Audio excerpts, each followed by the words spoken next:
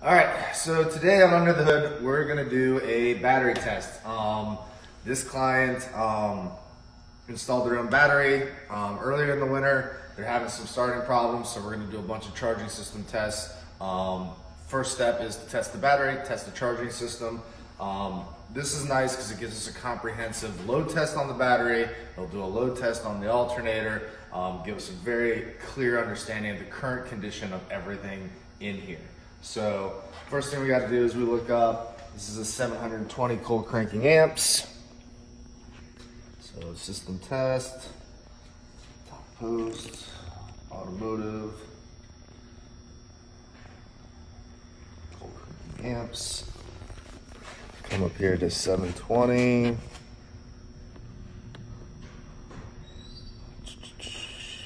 15 to 32, I believe.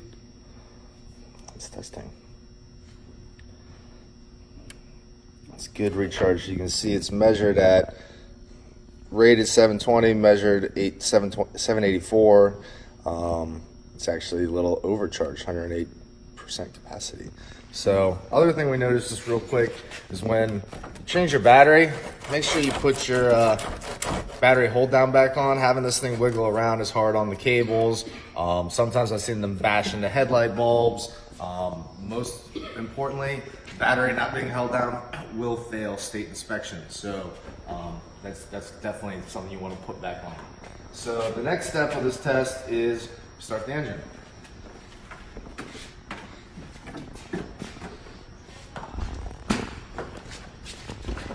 What we're going to do by starting the engine is now we're going to test the alternator.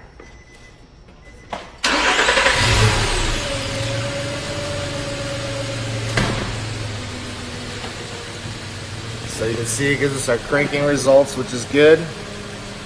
Normal range. Checking the alternator output. All loads are off, so we're not load testing the engine, just see what it does when it's not under a load.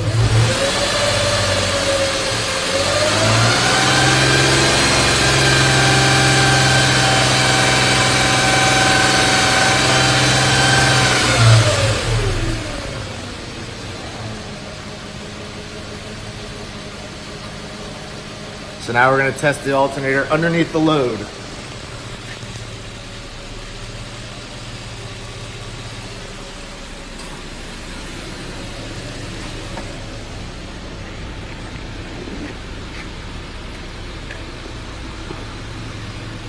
So now it's testing it at idle under a load. Now we rev it up.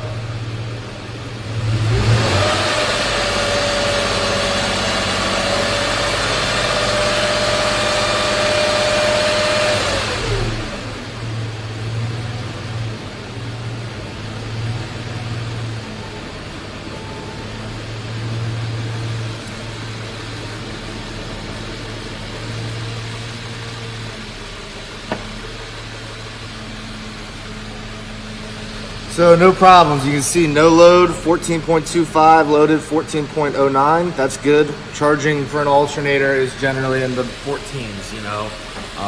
Low 14s to mid 14s is normal, so that looks good to me.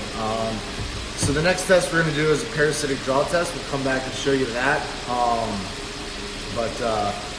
That's a battery test and a charging system test. And one thing to note is that when we're testing the alternator, the reason that we rev the engine up is because the alternator is driven by the belt. So just making sure everything's working at different RPM levels. So we'll get it all set up for the battery draw test. We'll show you what's going on next, and be right back.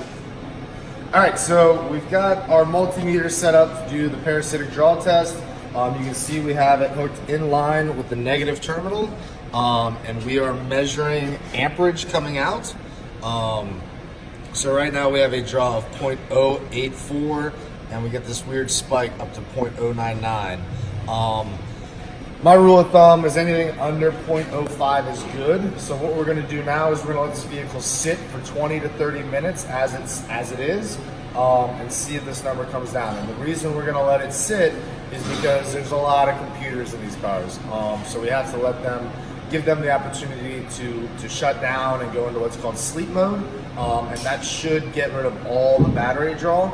We should be well under that 0.05 spec, but we'll come back in 30 minutes or so and see where this is, and we'll go from there. All right, guys.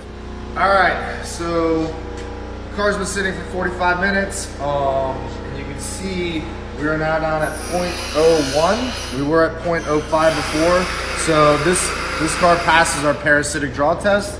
The last thing we're gonna do here is we're gonna look at this, the multimeter, and we're gonna start shaking some wiring harnesses, just see if there's something that is loose, something that maybe when you're driving isn't making good contact, and then when you park the car, it's creating a draw, stuff like that. But otherwise, that's how we test batteries, charging systems, and parasitic draws. There we go. Thanks, guys.